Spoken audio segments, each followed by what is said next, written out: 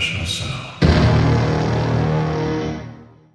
Hey guys, I'm Adam Carswell, and I am joined today, very excited and very happy today to have this man with me, Andrew Reamer. He is my broker at my real estate office, and Drew has been much more than a broker to me, especially over the past year. He's built my confidence, given me great advice on how I can become like him, and he's gonna be very humble, but I've told him from the day that I walked in here, it's like, you know, I want to be like you one day, so let's do it. So today I've got the opportunity to sit down with him and talk to him a little bit, and he has an amazing life story, and that's really what drew me to this office to begin with, is just his background and everything that he's experienced. It's very unique, very amazing, and so we're gonna learn a little bit about Andrew Reamer today. Now, Drew, as I mentioned, you're the broker here at Remax Distinctive Real Estate, but you do a lot of other things as well. Can you tell us a little bit about your businesses? Yeah, sure. Currently principal broker at Remax in McLean, but we also service Washington, D.C., Maryland, and Virginia, as you know. Another business that I'm part of is a woman-owned small business out of Denver, Colorado, and that's First Resource Consulting. That business focuses on federal contracting, if you will, mostly in the real estate space, asset management space. Some other private equity businesses that focus on retail manufacturing and distribution. Basically, that company takes products from like from somebody's inception and develops a prototype, and then we can help those individuals scale up their business. And we have the manufacturing setup in China to the distribution channels here via sales staff at trade shows, to selling wholesale, to selling online and things like that. And then a data sciences business that does predictive modeling for disease progression for big pharmaceutical companies. So I'm not as involved in those businesses. We have operators that we've set up, but from time to time, you know, we still get to chime in and be a part of those, which is great.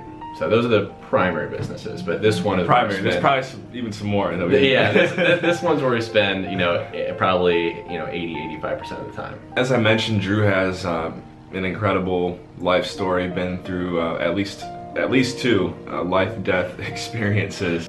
I can't even begin to really explain how amazing they are. So I'm going to hand it off to Drew now, and if you could just kind of paint the picture. I climbed Mount Whitney, which is the highest point in the lower 48 states, and then with them, and then it was coming down to climb Mount Rainier. It was May 30th, 2010, and I remember calling my dad, my mom before I left, and I just said, hey, I don't know what I did wrong. I was like, I don't know why I can't make this company work. You know, we don't, every day we're looking for the next dollar, and that next dollar goes to pay something that we already spent 3 months ago. You know, so it was just not sleeping at night, just unbearable stress. You know, all those prayers where if you ever take this away, I'll never do this again. Like, those were going on probably 3 times a day. And, you know, I remember my dad, he's like, look, you know, we don't have that kind of, you know, we don't have that kind of cash. You know, we love you. We'll always be here for you. If you need anything else, like, we're here. But you got yourself in here. I'm sure you can get yourself out. And I was like, okay. And that was great. I was glad that they said that. So then I told my partner, I said, Matt, I was like, I'm gonna go climb this mountain. He's like, oh, we can't do that. We have work to do. I'm like, look, we have work to do, but we're just kicking a dead horse right here. I'm gonna go climb this mountain all the way back in 4 days. So, you know, mountains of debt, I'm gonna go climb a mountain of ice. And so, you know, we go out and we climb the first day. It's beautiful, sun's out. We're staying at Camp Muir. You know, we got the picture at Camp Muir at 10,000 feet, having coffee above the clouds. The guide, Craig Van Hoy, we just got lucky, he happened to be in town. He's a famous mountain guide. Was like, hey, there's a big storm coming in.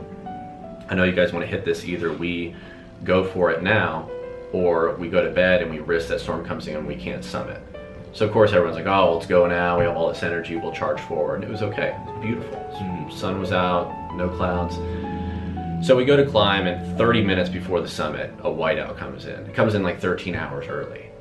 And you know, mind you, there's crevasses on, you know, on this mountain. It's, you know, pretty steep. We have our ice spikes clipped in. The wind is whipping, and I can hardly see you from here. And the guide's like, I'll never forget, and I think we have this on video somewhere. He's like, look, it's not all about the summit. And he's like, you guys got to remember that, you know, the purpose of mountaineering is not just getting up, it's also getting down safely and the ability to do it again. And the ability to do it again. That's what this is about. And by that time, I knew better, and I was like, no, he's right. You know, and I just get it. I think I was probably beaten down by business and life and trying so hard and things just not working out. And so we were down climbing, and my partner Jay would kept falling in these little crevasses, and we kept catching him. We get down to 12,000 feet and can't, you know, the camp. I get altitude sickness. I have a headache. I'm sick. I don't want to eat. We end up going to bed that night, and I wake up at like 6 o'clock in the morning, and these guides are screaming, and they have shovels, and they're shoveling us out. It says, everybody, you got to pack up your stuff, get all your equipment on the same way we came up, put it on, every single thing. First team's ready, we're heading down. Next team, you know, hurry up. Third team, take the tents, meet us down there. Well, we open it up, and it is a complete blizzard. White out, it's whipping. Luckily, you know, I remember Jay's like, are you gonna put your avalanche beacon on? And I was like, yeah, they said same way we came up, it's just easy, it's already on. He's like, it's so uncomfortable. I'm like, I'll just put it on. Thank God. Yeah. So we put all our gear on, and we're covered. I mean, like, there is no skin showing. And we get out, and we're on the first team. So it's Craig Van Hoy is our leader, and then Steve Clark, Jay Cortez, myself, and then Michael Higdon.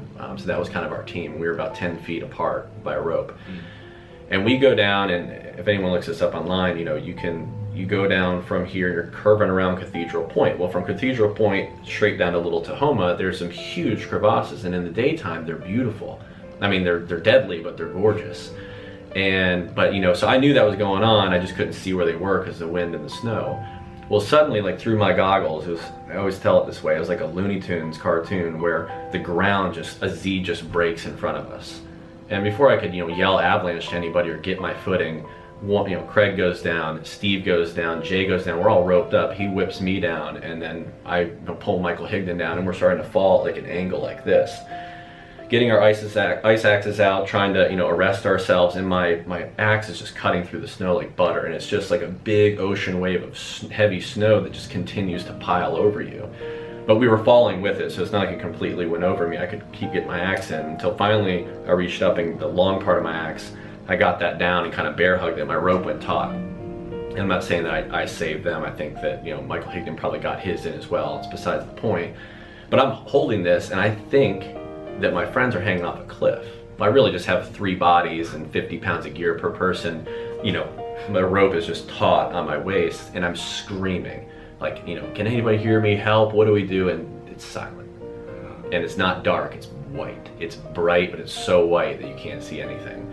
And knowing every time I say something, the wind just takes my voice and just, no. So there's nothing to do, to just sit there and I don't even think I prayed at that point. I didn't know what to do. I just kind of sat there for about 5 or 10 minutes. I'd imagine I probably prayed, how do I get out of this? But then Michael Higdon ended up coming down and being like, hey, I can hear you, you know, don't move, it's all right. And somehow one of the guides up above had saw it, so they came bombing down to help us. Another avalanche broke, took those 2 mountain guides down. They were able to rest themselves and finally get Craig Van Hoy out. Craig went and dug out Steve Clark, who was completely buried, and then Jay Cortez, who was pretty much buried, about 75%, and then they got to me and Michael. Then we short roped together, and, you know, the whole time, for Jay Cortez' sake, if he sees this, I gotta tell the full story. And I'm screaming at Jay, and I'm like, I can't see. I'm like, Jay, I can't see. Like, help, I can't see. And he's not answering me. He's this close away.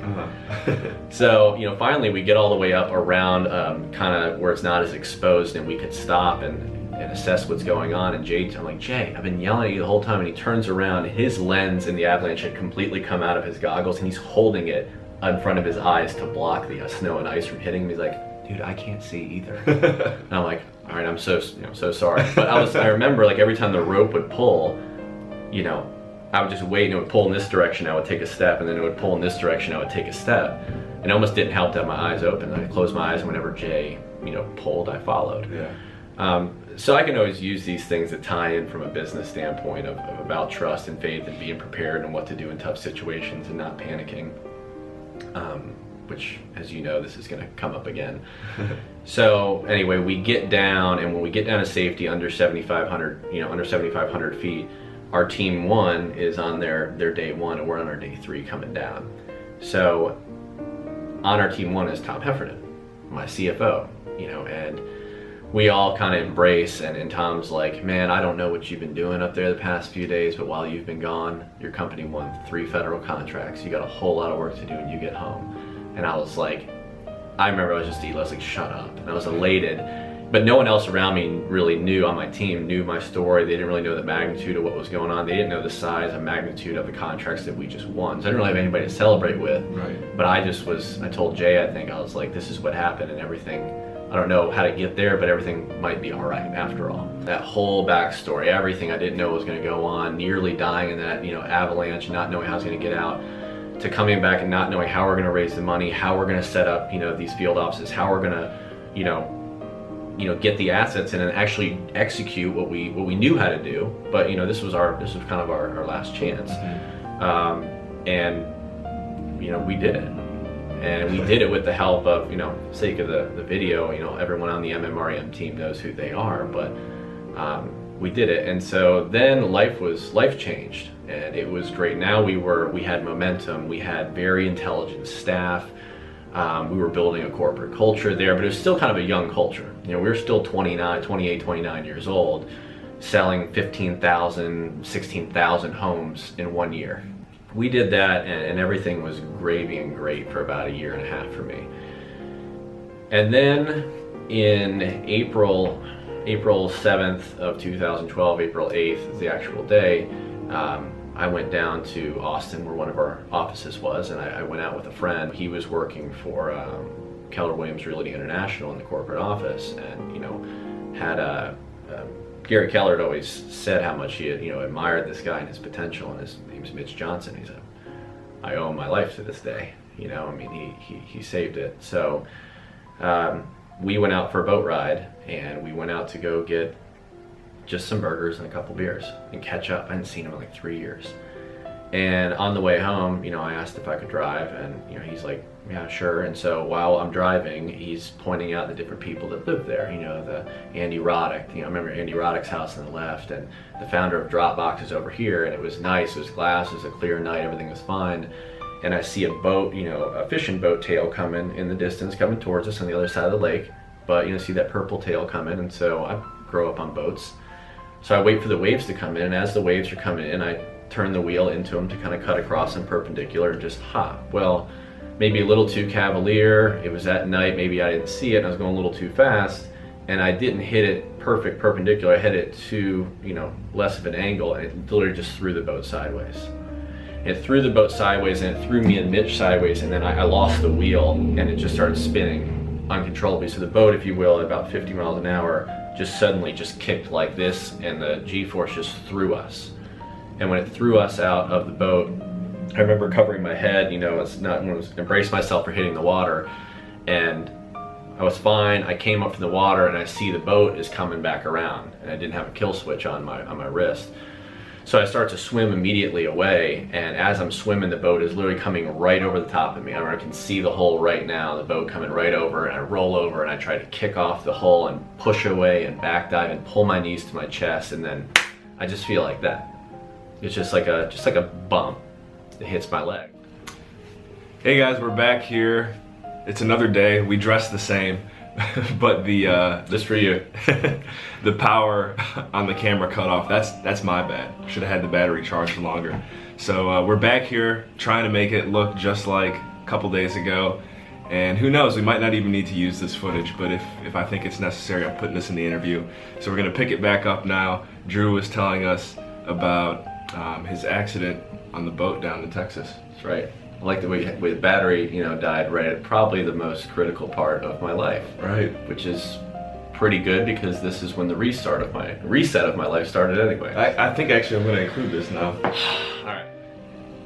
So when I fell off the boat, and the boat hit me, and the prop hit me, and I didn't know how bad it was. It was dark out, you know, it was nighttime. But I know the water felt warm, and it was kind of peaceful, as I said. And I was swimming ashore on my back, and I always remember this, like the water was above my ears, and I can hear my breath, I could hear everything, and kind of hear the boat engine going around. And I swam to shore, and just swim at this one dock light that's there.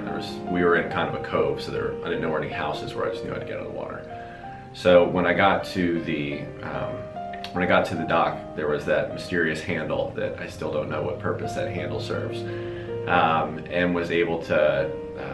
I couldn't pull myself up onto the dock, and that's when I first started to panic. Just because usually when you get out of the water, you use your knee and you get up. My legs weren't working like that, so it was more like it's kind of like a horror movie, like trying to pull myself onto the dock. Luckily, that handle was there. I grabbed my leg and I kind of pushed it into the ladder that was there, and it gave me enough leverage to get up onto the dock. So when I was on the dock, I tried to. First, I was like, I knew something's wrong. Took my shirt off to tie a tourniquet around, and then I think my adrenaline stopped. I knew I was safe, and I just got really nauseous. Later, I figured out why I felt so nauseous. But so I laid there, and it just hit me like a ton of bricks. Like, wow, like that all happened fast. And I can't believe. It was kind of panic. It was kind of surprise that life's ending. And it was scary, but there was an understanding, and it got okay real quick. So I wasn't afraid, and I just wanted to say a quick prayer before I didn't wake up, or for whatever was about to come here any second, any minute. And so I remember thanking God for my family and my friends. I'm like, the best family and friends in the world, and I really do. And you haven't met my parents, or my brother and my childhood friends. You met some of my friends down today, people I surround myself with. But I mean, what a blessing, all of them, and hopefully I return that to them too. But I was super thankful for it, and I guess in general, I felt satisfied. I think when people have, I want to say, near-death experiences, or when they think life could end tomorrow, you only live once type stuff, like I was full. I wasn't like, oh, I wish I would have done that or treated my friends better. I think I did a pretty good job for the most part. And then I thank God for my life. I got to climb some of the highest mountains in the world. I got to play competitive soccer. We won lots of state tournaments growing up. I got to play Division I soccer, and try that out. So I got to play competitive sports and win. I had some huge losses. All the losses in my life always teach me more. People say that, it sounds cliche, but it's true. You just don't see it until, the God's plan basically finally, shows you. Mm-hmm. It's a lot of anger and frustration, but eventually you get it and you're like, oh, well, that was painful, but okay. Right. But, also, I got to love, which was wonderful, and I was very thankful for that opportunity, and I got to travel the world. I got to eat some great food. I got to eat some not so great food. But anyway, I think of, I got to play in a band, still do, mm-hmm. which is great, and I love doing that. That was always a dream of mine, and we actually got to play some pretty big venues between Richmond and New York City, a couple times with big venues. So when I really look at it in an aggregate, at 29 years old at the time, I was full. I was like, man, like it wasn't, I always tell people, I'm like, I was never upset about what I wish I would have done this. Like I was like, I lived pretty well for 29 years, and I was very thankful for all those opportunities. And then I just said, God, I hope I served you well while I was here. And I still to this day, when I think about it, it fires me up, because I got really upset, it was a huge change in dynamic, because this is this peaceful, it's okay, you're gonna close your eyes, and everything that you've had faith in, is going to come to fruition, but then I felt like almost panic and worry, and I was like, oh man, I left more on the field. I could have served more. I could have done more. And anyone that's, I think, especially competitors or athletes, knows that you never want to go out of a game when you could have left more on the field. There's nothing worse than that. And that was from a service standpoint. And I feel like I served, but I definitely could have done more. And as I just described, I definitely lived everything for me. I did very well in terms of taking care of me, but I could have served better. About that all happened in like 45 seconds. Right. I know I just spanned that. So then Mitch, swam to shore and found me and checked my phone, checked his phone, and he basically is like, just don't move. Not that I could. I'm gonna go get help. So he went, knocked on the door, and Bill. Thank God, Bill and Christy ended up, being home as Texas family, who's now like a second family to me. Mm-hmm. And they came down and they put a boat rope tourniquet on one leg and my belt on the other, and then scoop my legs up and put them in a chair to elevate above my heart. And they just sat there with me. And I don't, I remember it, but I don't remember any conversations. I just remember, one breath in, one breath out, not the stresses of my day, my work, anything that was bothering me. It was just back to basics. All you really have to do right now in this life, the only thing anyone's asking you to do is just take a breath and exhale and inhale and exhale. And that, no one's expecting anything else from you. It actually is really refreshing, and it was a good start because I think 20 some minutes later the EMT gets there, and the fireman, and Lee was like, who helped. I remember he was asking questions above me, and I was like, they're like, what's his name? And I was like, my name's Andrew. And they're like, he's like, you're awake? And I was like, yeah. And he's like, do you know where you are? I was like, Lake Austin. He's like, do you know what your birthday is? And I was like, August 23rd, 82. And he's like, oh my God, I'll get to work. So luckily, a week before that, Lee had gone through some tourniquets class, like military tourniquets class, and took off our main shift that worked and put on some military tourniquets and locked those things down. Put me in the ambulance. I remember them putting this blanket on me. They, like you kind of see in the movies, put the oxygen on you. They start plugging you in and everything. And then suddenly I just felt so warm. And I was like, okay, like everything's okay. Okay, close my eyes, sleep. Wake up in the hospital, fully intubated.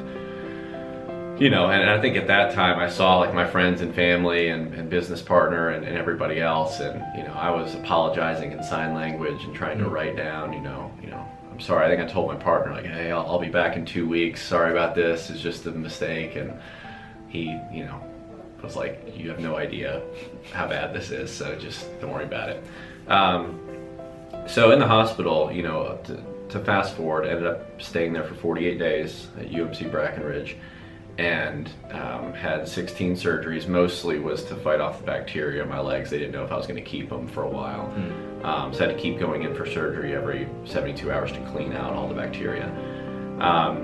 Then was, after they knew I was going to be able to keep my legs and the bacteria was finally able to be killed, it was starting to walk again. Just learning to stand up again. And I had such bad atrophy, I'd lost about 30-40 pounds. And basically all the basics in life started, but it was super humbling. So it was like a genuine reset, because my ego is still there, but it was just getting pounded left and right. It's like, you have to have other people taking care of you. Someone was always checking your temperature. Thank God to my Brackenridge nurses. They're amazing. Still some great friends today. But it literally just brought it back to humble once again. And the only expectation was, starting life over and just the basics. Learn how to walk, get your health back, get your food and stamina back, everything. And Mom was there the entire time. I told you she was great. I mean, all 48 days she was bedside. Dad was in town every time he could. My brother came in town, my friends came in town. One of my boys from childhood, John, I think was with me about 30 days in the hospital. Told you, great friends. And ended up leaving the hospital, going home to Nashville, and started to recover in rehab. So needless to say, when I got back to the office, we had, the company was still going great. We were still selling lots of real estate, and everyone was very supportive, but at that time I knew that I had a new focus in life. And at the speed that Matt and I were going back in the day, we couldn't keep going. We weren't the same anymore. And I don't want to say I couldn't keep up, but legitimately I couldn't keep up. I mean, I had other things I had to worry about doing. So I sold my interest to Matt and moved on at the end of 2012. So then actually I thought the hospital was a fight. I thought swimming the shore was a fight. But reinventing myself was so difficult. So I had a 1 year, non-compete, and so I went off to travel the world. And on my 1 year anniversary, I went to church, by myself, and they handed me this brochure. It was like this trip to Israel. And I was like, why not? I had nothing else to do. Never really traveled the world by myself. And so on my 1 year anniversary, I went to Israel to see the Holy Land. That kind of reinfected me with my itch to travel and see the world and meet different people, different cultures, try different foods, climb different mountains to this day in other places. But for that year, it was like near the end of the year, and I had a corporate buyout. So it was, life was okay from that perspective, from a business perspective. It was a success. We went from not knowing where our next dollar was going to come from to a positive, buyout that I'm still smiling about today. So, I mean, you can't completely, fault it. But that was like 9 years of my life. That was all I knew. All those blood, sweat, and tears, all those late nights, all those presentations where everyone was like, what are these kids doing in here pitching these, corporate giants for? Who are they? To what am I going to do now? So, end of 2013, I started talking to people, and then 2014, I think I started just being a consultant for different people's businesses. Everywhere I went, like, I didn't get that I've been doing this for 9 years type thing. It was like I was starting over, and that was frustrating. But some things did come easier. Having, capital helps. Knowing how to, go from having nothing and just one breath at a time, one step at a time helps. I had patience. I had this peace that I never had before. I had, this understanding that even if I got super worn out, and to this day if it happens, I remember it. It's like clockwork. All you have to do is the next time in life that you are there at that dock, if you just got to ask, I hope I served you well, and you were happy, that's all you need to do. I know you want to grow your business, Andrew. I know you want to help other people, and inspire the uninspired, and you want to drive other agents' careers onward and upward. But all you really have to do is make sure you're serving the Lord. Remember that. Everything else was fine. So that kind of, if I ever get too worn out, it still pops in my head. It's like, my own ambition, creates my stress. But in reality, if I want to, I don't have to have that stress. I just need to serve. So I do a little bit of both, and I like to think that I'm mixing that in. So the new mission statement for RE/MAX Distinctive here is to drive our agents' careers onward and upward. Okay, to live distinctive lives. That's a big play on words with RE/MAX Distinctive, but also want to remind everybody that I was going Mach 3 and did everything I could to make a career, make a name for myself, and I did it, but at what cost? And what could have been the greatest cost? So I want to make sure we're living distinctive lives, impactful lives, lives that we can be proud of, lives that we know we're leaving it all in the field, and at the end of the day, we feel great about everything that we did in this life. And the third part of the mission statement is to do well while doing good in our local communities.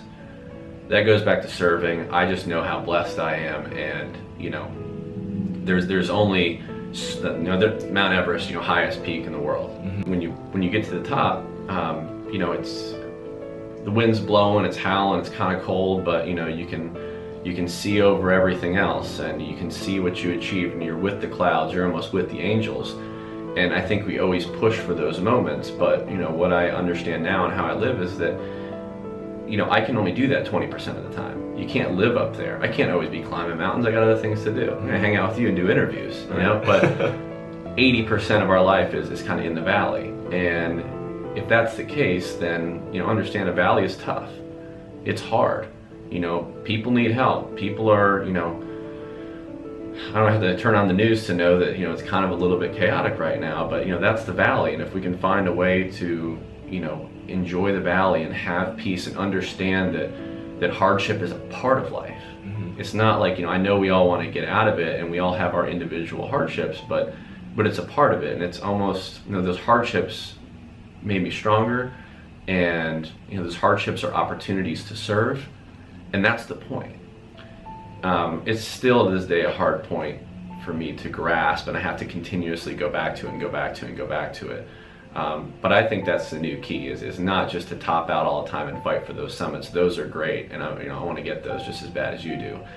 But I want to enjoy the 80% of my life. I want to learn to, whenever hardship comes my way or comes your way, to put a positive spin on it, to be able to see down the line what good it can bring, or what opportunity we have right now to to climb a mountain that might seem like a hardship, and just be on top of it and conquer it, no matter how small it is. So Anyway, that's probably a little too philosophical for the interview, but I like it. that's the new plan. So, you know, to this day now, I guess to fast forward, is 2017. It's been 5 years since a boat accident. It's been 5 years since, you know, I sold my first large company, and, you know, it's been 5 years since I came out of a huge valley, was standing on top, went back down again. But as the mountaineer and the avalanche told me, you know, it's not about, you know, the top. It's about you know, it's about being able to get down safely and do it again, and do it again.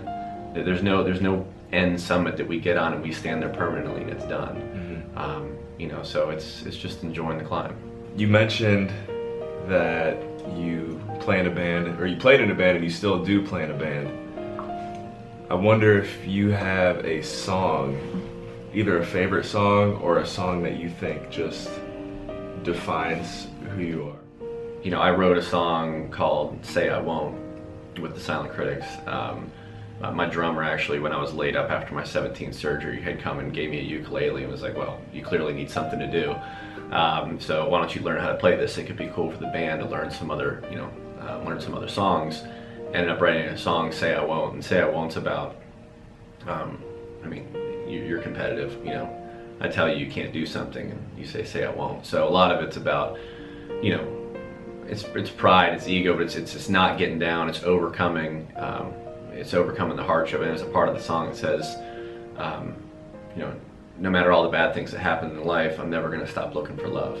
Like I don't care. You can keep, you know, I'll fight the devil till the end. I'll throw caution to the wind. I don't care. Like, bring it on, because I have that peace. I understand that it is supposed to be in the valley, and I can take him on the chin all day long. As long as I'm here, as long as I'm still breathing, I'm still winning.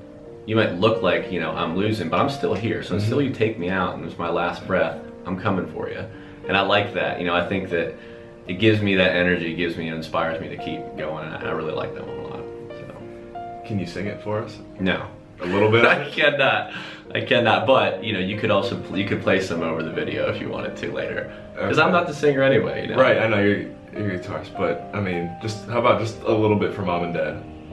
No, you can't. Don't pull that card. I'm doing that. No. All right. I'm gonna sit here and ruin the whole video. You know. All right. We'll say I won't. We'll put it at the end of the interview. You can take a look at it. But Andrew, thank you for your time. Thank you for your story. I think that it creates and provides a lot of value for anyone who's watching, anyone who's listening to this. Great examples and tips on how you can take your life to the next level, and most importantly, be grateful for all that you have. You know, no matter who you are, where you are watching this, take some time to think about right now, you know, what you're grateful for, and watch this interview as many times as you can for some more inspiration. Thank you. Please like my page if you have not already, and also subscribe if you're watching on YouTube. And that's all I got for you, Drew. Any final comments? No. All right. Take it to the next level.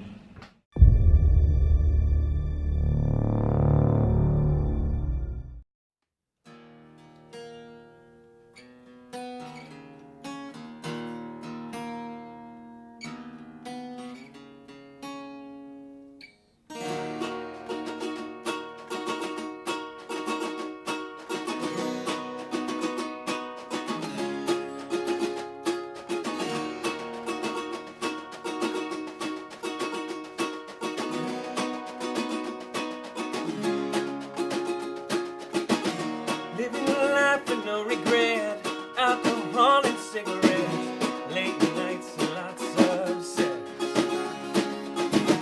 Chances are I'll be alright, lots of smiles and little fights, God's erasing forgiveness. What I want to now is ever start looking for love, love in every day despite all the bad things that happen in life. To me, to us, say I won't and I'll go. I wasn't promised tomorrow. I won't get today again.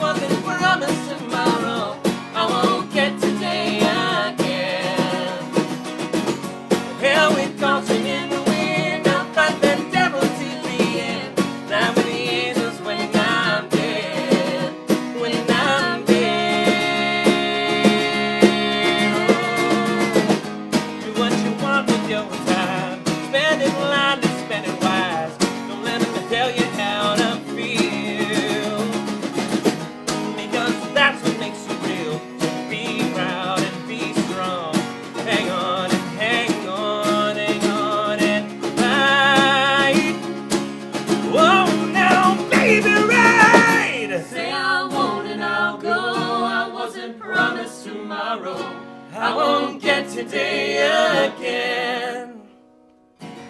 Hell with caution and the wind, I'll fight that devil till the end. Laugh with the angels when I'm dead, when I'm dead.